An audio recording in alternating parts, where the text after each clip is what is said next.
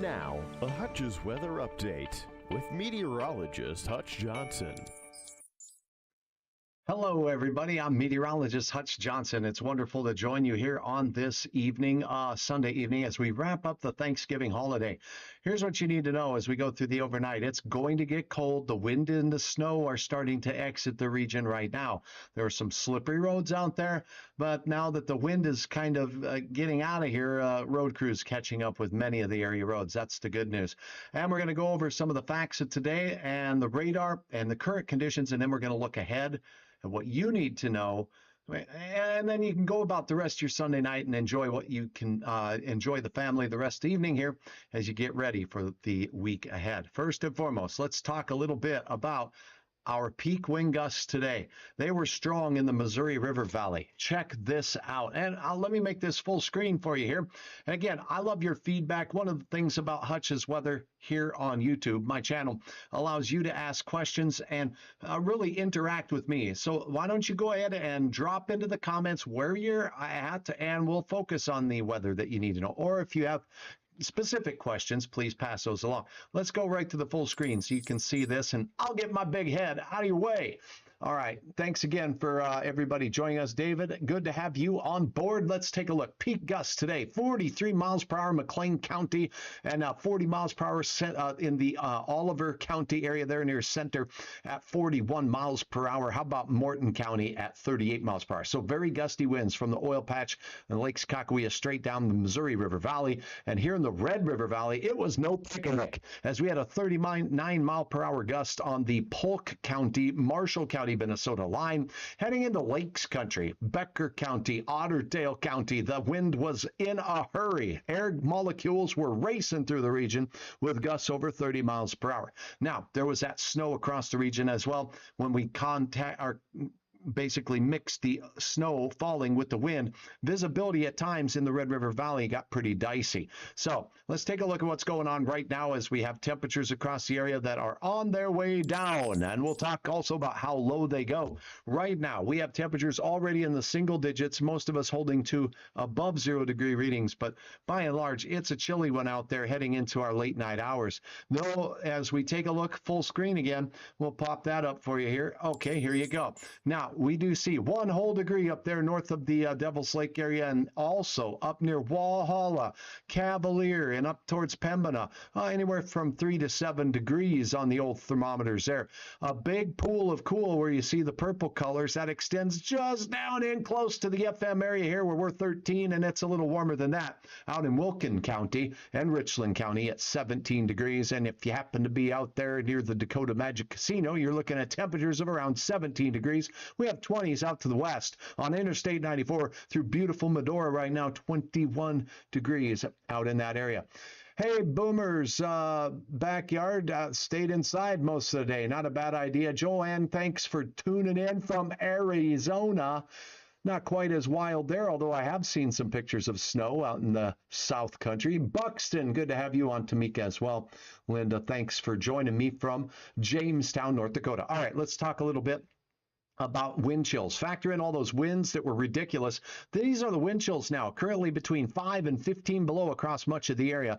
Then this is just a reminder. Please use the old survival kit and throw that in the back of your vehicle as you're heading out. That's a good idea. So now let's talk about the forecast, shall we? Because this is crazy. But first, we're going to talk about the radar. So let's pop this right back up here. Now, as we look outdoors, the radar is finally starting to quiet down now. And in the region, here's what you need to know. Oh, let's put this full screen too, because again, my head gets in the way sometimes. All righty then. Here we got a little bit of shower activity and snow shower activity in the Big Sky country of Montana out in the western Dakotas. We're looking at Sioux County down here near Elgin, New Leipzig, Carson, and all the way down here on Highway 49. We've got some snow showers showing up there near the South Dakota border as well. So a little bit of snow out there in Glendive, Montana, out in Dawson County, and up near Culbertson, not far from Poplar and Wolf Point. Hi, relatives in eastern Montana. Okay, it's quiet across the eastern half of North Dakota, and western Minnesota starting to quiet down as well.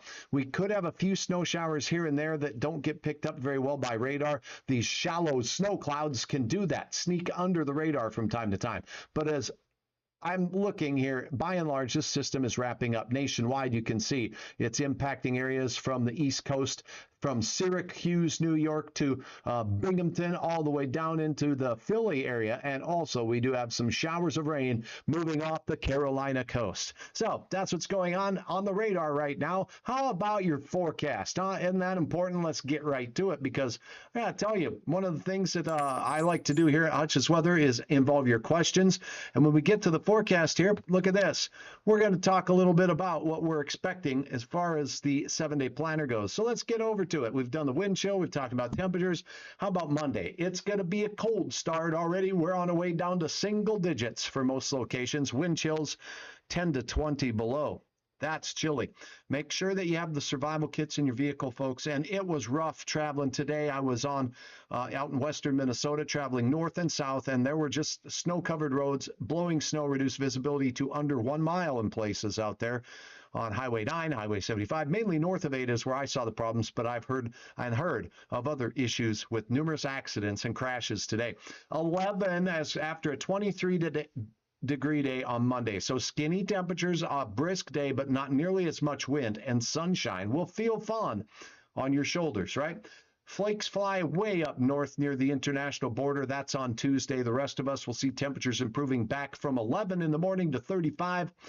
And then this, and I want to make this full screen because this is important. Take a check of these midday or midweek temperatures on your hump day. How about this? We have not just a half a bucket of awesome sauce, but folks, this is going to be a full bucket of awesome sauce on your Wednesday forecast, rising from 24 in the morning with an average low of 15. That's above average, and we're going to glide right into the 40-degree range on your midweek day. Now, we do have some cooler weather Wednesday and Wednesday after Wednesday and into Friday when we drop down into the low 30s. Mild and isolated flakes to start the weekend, but look at these temperatures rising back to near 40 for some on Sunday. So that's a look at your extended planner. Let me take a look. Got home West Fargo from Mott, North Dakota. Real windy today. And what's the weather looking like for Saturday in Detroit Lakes? Take a look at Saturday. There is a chance for an isolated flake, but the best chance of isolated flakes to me looks to be in the northernmost parts of Minnesota, north of the Detroit Lakes area. So that's what it's looking like there, Joe Frank. Now, David says, how's the weather looking for the Bison game Saturday in the big sky country of Montana? All right, let's take a look at Montana.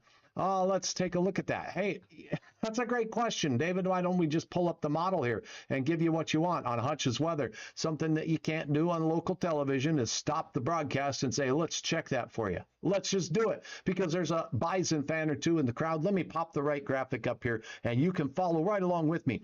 Now, I do want to point out, as we take a look at extended forecasts, anything beyond day 4 can be, well, less predictable. The ability for computer models and meteorologists to accurately predict the weather that far out can get a little tricky. So keep that in mind, of course. Now, let's get through the week, shall we? Here, let me show you that little dash of snow that's coming away on Tuesday. See it up there near the international border? That's it. Just this little hiccup, mainly in the arrowhead of Minnesota up near Lake of the Woods, International Falls, maybe as far south as the Red Lakes area. It doesn't look to be too accumulating. See the bubble of red out here? That's a nice, warm bubble of air. Now, we're going to have some quick shots making its way through the region, and now we get to Wednesday. This is when we warm up, and we'll have our chance at that 40-degree day. In the afternoon, in our southern counties only, northern Minnesota will still remain on the cool side as we go through the day, but not cold, average, or just above. Now, as we go through the week, here's where we're getting close into the Bison game day, and this is the European model that's really been a little bit more accurate than the American model, quite frankly, on the extended forecast. So we'll start with a look at that. Thursday, Friday, we could see the unsettled weather in the central and southern Rockies out here. Montana, kind of north of that activity. As we head into Saturday morning, here it is. Saturday morning, 6 a.m. and out in the mountains of western Montana, things are looking for the most part pretty quiet. It does not look at this time overly windy. There could be some flakes in the southern part of Montana. Out there by Mizzou, we might see out in Missoula a little bit of snow shower activity, but light the way it looks. It isn't like what we're seeing in Colorado and in western Wyoming. Keep that in mind. There might be some changes. That's Saturday in the afternoon and evening. Notice nothing too bad for them. If we take a quick peek at the same time period for you folks with the American model, let me go ahead and pop that up here and we'll get right to Saturday. And Saturday shows this. Oh, it's very similar, right? Snow in the western Rockies of Wyoming and Colorado, and that's how it's looking. I hope that answers your question. Let's get right back to a look at our area's 7-day forecast. I'll look for more questions from you live on Hutch's Weather. All right, Boomer, Warren from Jamestown, looking forward to seeing those above freezing temperatures, and there's a great chance of it in the James River Valley. Full bucket of awesome sauce, Tamika says. I like those, especially this time of the year. Yeah, and Daisy said today's weather really blew. That would be accurate. All right, that's a look at your weather. I want to take a moment and say thank you so very much. It's been really a week for me to give thanks. Spending time with family, spending time with friends, arriving at destination safely. And I got to tell you, just a real tip of the cap to all of you who voted in the in-forum voting for the news anchor spot and the other spots. It was just an honor to be even nominated with the class of anchors that were in that category, and to find out this weekend on Thanksgiving weekend that I won was just really grateful. I just couldn't be more grateful for all of you. Thanks for following me on Hutch's Weather. If you run into people, and I run into them all the time, they say, "How are you liking retirement, Hutch?"